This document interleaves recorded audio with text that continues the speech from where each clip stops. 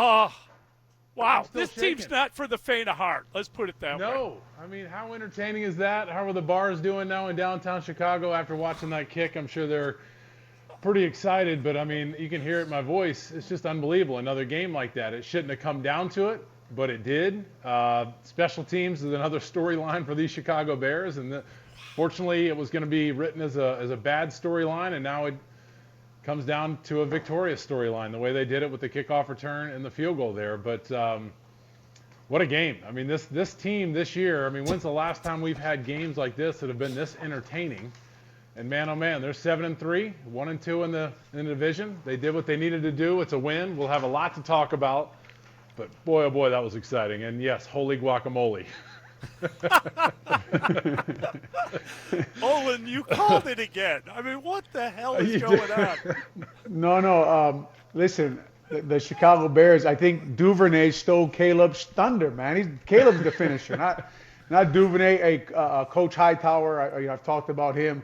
Awesome, Pat, like for a special teams unit to get a return like that in a critical point in a game like that. And these Chicago Bears guys finding ways to win, all kind of ways to win football games. And at the end of the game, the defense that had been so good for so long throughout this game, really stifling the Vikings offense and J.J. McCarthy, gives up that touchdown. And you're thinking, well, Caleb's got another chance to put this away. And then Duvernay just takes off, man, and puts them basically in field goal range. And they get a good last run. But listen, Pat, you just said it. Win football games. Win football games. Mully said it. You're 7-3. You're 7-3 here in November, and you're just winning football games, and you look like a team. And obviously, there's a lot to talk about and how the offense looked and certain situations and not getting points off of takeaways. But they're winning football games, and that's really, at the end of the day, all that matters. I got to tell you, now maybe this is just sort of watching so many of these games over the years, but when they went up 13, I was kind of like, well, you don't want to be up 13. That's only 2 scores away, and you're thinking about the first game.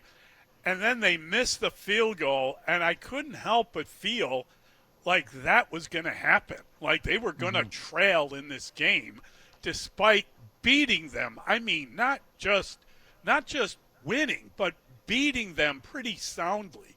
They had done a really good job of kind of letting Minnesota make their mistakes, if you put it that way, with the quarterback. I mean, he was god-awful.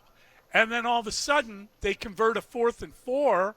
They get the touchdown. Then they convert a 4th and 4, and you're sitting there. And we should let everyone know that Olin kind of predicted that's okay. They need the ball with like 50 seconds left for Caleb to win the game. But if you're going to say that, you better predict I chose them to lose today and get beat pretty bad. So at the end of that game, man, they do. But like you're saying, though, Mully, it's just very interesting to watch this football team. They keep telling us how much they persevere through stuff, how much they believe they're going to win on the sideline, Pat. They keep talking about that in their building, and you keep thinking, you can't keep doing this, right? But they do. They do believe, and they do find ways to win, and sometimes it's the offense, and sometimes it's the defense, and sometimes it's the special teams, but all of them are hanging in there and waiting to make that play to win the football game in a critical situation.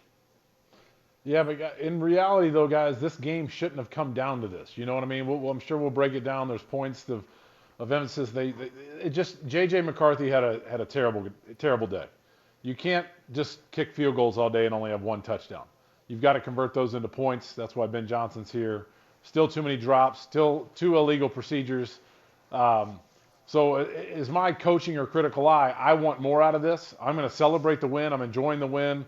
My blood pressure's still pumped up. I'm still pumped up. But there's things when they go in tomorrow, and then we'll talk about here as well, like I said again, that they need to be better at. This is a game they should have walked away with. They should have walked away with a 10-point-plus win. They were up early that way. They should have capitalized on it with the way J.J. McCarthy was playing.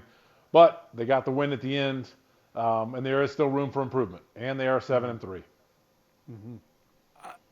There's like miles of improvement needed. I mean, it's insane that they're able to win like this. I know. And do it repeatedly.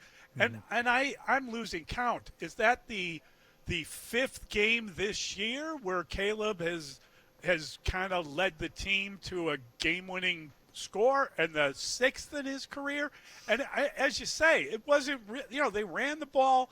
He didn't really have to do a lot. They got that, like last week it was a shanked punt, and this week it was a return of a kickoff. And it is just, when that happens, you feel uplifted. Like when you need something to happen and somehow it happens, that is insane. This is nonsensical. Like, it doesn't make any kind of logical progression of one.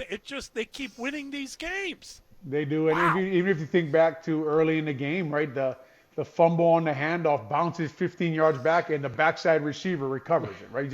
That's the kind of year the Chicago Bears are having. And you guys are right. Now, there is so much to work on, Pat. There's so much you can talk about this offense. Talked about in pregame. I saw the Giants were a little ahead of this offense, the defense coordinator, and the things they wanted to do. And you saw Flores today blitzing them from the edges to slow down their run game, right? You saw a lot of concepts that Flores was running. I think Brady said he was blitzing 75% of the time, right? He was doubling his blitz rate against the Chicago Bears and kept them under 20 points and kept them from scoring touchdowns even when they had takeaways. And all that stuff is true. But what also is true, when it's time to win the game, when it's time for a big third down, Colston Loveland makes guys miss, right? When there's time to make a play, Duvernay makes a play. There's also times when the Chicago Bears are also making football plays that are becoming pretty impressive. Now, J.J. McCarthy, Pat pointed out, absolutely stunk today. And his receivers dropped some critical passes, but so did the Bears. And but when I go all the way back to week 1 of the football season, I said, well, Olin, what do you think the Bears' record's going to be? I said probably 8-9 or something. See, they're 500 or 5 below, right? Like, they won't be very good. And here they are at 7-3, man. 7-3. And if you look, you talk about their luck, right? I think Rodgers looked like he got hurt today. You just talk about different things that are falling into place this year. Pretty interesting year these Chicago Bears are having. Yeah, I kind of say it as like a growth year. Olin, I think about when we were younger, 2005, we had a growth year. We weren't, let me go back to 2001. We had those 2 miraculous wins. You learn how to win then. Took us a little while to get going back to 2005, but you're learning how to win. You're bringing this team together. You're winning close games. They're not a good team yet. I still don't think they're a good team. They figure out a way to win, but if they play much better competition, I don't see this stuff happening. But they're learning. They're getting better. The belief is there.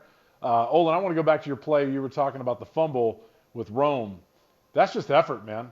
That's buying into the team. That's stuff that, some guys wouldn't do that. Some guys wouldn't be there, wouldn't make their make that effort to go pick up the ball. So that's a lot of stuff the team is doing well. Just there's some execution and things that we're seeing on the field that needs to be better.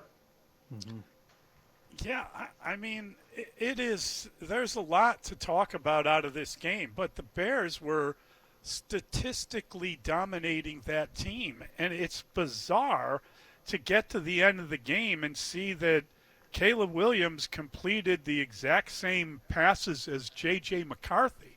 And Caleb seemed like he was playing twice as well. And then J.J. McCarthy obviously threw a touchdown, which Caleb didn't, but he threw 2 picks. And that has got to be, again, one of these incredible statistics that you look at with the Bears. Again, they held the ball so much longer. The time of possession was so lopsided. It is kind of miraculous that they gave up the lead to begin with. It took kind of a lot of bad mistakes at the end of the game. There were 2 consecutive sacks. They had a big return, and next thing you know, they are up by 6. And then we saw what happened when they allow a 4th and 4. They were 3 of 11 again on third downs, but they allowed that 4th and 4, and that changed the game. And it's just interesting when you watch it. You're talking about the plays they make and the plays they don't make, and you talk about the Minnesota Vikings. The Vikings were 9-1 in 1-score games last year. They ended the year 14-3. Right? The Bears are on that kind of run. They're on that kind of run where you find ways to win football games. And like you're saying, Mully, the offense again didn't put the ball in the end zone, and then we missed the field goal. I think we missed the field goal on a takeaway, and then we didn't put the ball in the end zone On another takeaway, we got 3 points. So you don't get much out of your takeaways. And I remember thinking at halftime, how is it only 10-3, right? I Yeah. just was trying to do the math, and then you're thinking the Vikings are hanging around, and they get that big punt return, and then they start scoring again. And you're like, gosh, I think I saw this in week 1, right? I think we saw this, and I'm like, okay, Caleb's gonna make a play, but like you're saying, it just McCarthy has a way of getting hot during the game, right? If you give him that 4th and 4 completion, all of a sudden he's dealing, and then the lack of pressure again was a problem from the Bears D-line late in the game, right? We talk about one interception. Grady Jarrett was there pushing that O-lineman in, Will Fries, into McCarthy, but not a lot of pressure during the game on the quarterback. But it's crazy to go back through this game and be like, gosh, how did the Vikings even hang around with the time of possession and everything? It's just because, Pat, we didn't put the ball in the end zone. Yeah, you got to score you got to score points. You always talk about finding points under rocks. They were 6th in the league in scoring points, and today you expected more out of that, and that's unfortunate. I thought what was interesting, when we were getting ready to come on, I was watching the TV clip, and Caleb was kind of shaking his head like he was a little disappointed. Yes. Which I kind of like that, and he wants to play better. It's a win, but you want more, and that's the way I kind of feel after that. I'm like, thank God we won. We should have won. It should have been a bigger win. I have no problem with an athlete or a player feeling that way. Enjoy the win, but also try to get better. And if that's what he's thinking, we'll find out maybe later on in the post-game press conference and stuff like that. But I like that kind of demeanor from him. Mm-hmm. Mm-hmm. This is just a year it's really a good point because you could see he was frustrated during the game, even on the sideline, right? Yelling and talking, and he wants to move the ball down the field, and so does the offense, right? And it seemed like they had a good plan. I thought it was too cute sometimes late in the game with Bajan on the field and the fake screen, and then the Vikings late in the game found a way to actually get Caleb on the ground, which we haven't seen in 2 or 3 weeks, right? They got a few sacks there late in the game, and the momentum started changing a little bit as we went in. You're Tom Brady talking about, like, you don't want to keep taking these hits, right? You don't want to keep holding onto the ball where you're taking these hits. But the Vikings, you're thinking to yourself, if you're a Chicago Bears fan or radio analyst, you're thinking, I'm watching this, and the Vikings, it seems like we're dominating the game, but the Vikings are right there, right? They just keep hanging around, and all of a sudden a couple things go their way, and then they have a 1-point lead. But obviously the Bears find a way to win. But a few problems there on offense where we're not moving the ball, we're not getting down the field, and we're not getting in the end zone against Flores. Now on the road in Minnesota, in that stadium with the crowd noise against Flores and all the blitzing, that is a problem. That is a tough environment to score a lot of points in. And the drops hurt as well. There were still drops again, right? I mean, those are very catchable drops. They weren't just like out of the arm stretch and touching if you touch it, you can catch it kind of drops. They were drops that were right in the chest. The DJ drop was big. So they've got to clean that stuff up. There's just a lot to clean up, but guys, they still won the damn game. It's exciting. We're sitting at 7-3. DJ made one of the most remarkable catches you're ever going to see. Right. Where he kind of trapped the ball, and then he drops one that the DJ makes 1,000 times. Yeah. Like, he's not a guy with the dropsies. It took a lot of bad things to happen, as you're pointing out, for them to take the lead, but then for the Bears to win. And it's so weird because last week I felt like, oh, that was outrageous. What are you doing? And now I'm just kind of like, yeah, well, that's what they do. They're going to win like that. Like, it's just, do they feel that way? Are they so nonchalant? It's just like, there's 50 seconds. We'll get this done. What are we worried about? I think we do, because on our text chain, Olin, you kind of called it. Like you said, Mully. He called it. I mean, they have to feel the same way on the sideline. They probably looked up and like, all right, 50 seconds, we're all right. I mean, they weren't expecting Duvernay to do what he did probably, but yeah, there's just belief on that sideline. I guarantee you all those guys are going to say the same thing in the locker room afterwards. Yeah, we believe we can win. You give us enough time at the end of the game, we believe we can win. And it kind of feels that way. When I saw 50 seconds, 3 timeouts, I'm like, they can do this. Oh, yeah. Yeah, for sure, right? I said that. I almost thought like he gets scored way too early, right? Like, gave him a minute. You gave him a minute with 3 times. Because Caleb, it's like that, right? Like we're talking about that play after the fumble, Pat. You talked about Rome's hustle and buying and recovering. The next play is a 24-yard gain. Right? It's like, Yeah, right. oh, good. It's perfect. We're in 2nd and 25. Awesome, man. Exactly. This is great for us, right? So when you watch it, and when it comes to the drops, Mully, I was thinking about what you mentioned, which I knew nothing about, was the sun in the stadium. Obviously, Yeah. I don't Yeah. know. I don't know Right. because the drops were on weird. both sides, right? The drops were, Yeah, that's true. Addison had a drop, Hawkins had a drop, DJ Moore had a drop, a couple guys on the Bears had a drop. So just interesting. I don't know much about that, but I was Right. thinking that when they were dropping it. But to your guys' point, man, I mean, these Bears that we're watching in one-score games this year are finding ways to win, and a lot of that is believing that, we know what we have to do here. We have to get a good return. Right? We got to get a good return, and then we got to execute our offense, and we got plenty of time, and we got a quarterback who's plenty dangerous enough with an arm and can run around and get out of the pocket, and we got receivers and with Colston Loveland, Harrison Smith wanted nothing to do with tackling Colston Loveland. Yeah. Harrison Smith came downhill and he said, "I'm 35 years old. I am not running into this big tight end," right? So, you almost have to go back and go like, okay, I got to go through all these games again, right? All these one-score wins, like everything that's actually happened this year, the Chicago Bears. But you also have to say, okay, that's all true, and the football didn't look great today. Someone texted me halfway through the game. This is a horrible game to watch, which I never feel like when I watch football. I actually was enjoying the game, but some guys are football snobs. But when you just look at these Chicago Bears, it's like, well, somebody has to make a play at some point to win the game. Yes. Yeah. You know. I just want to know who's listening right now and knows who you're talking to. That person right now is like, oh man. The other thing is you're Wasn't so me. right. The one thing we've seen from this group all year long is the ability to score points.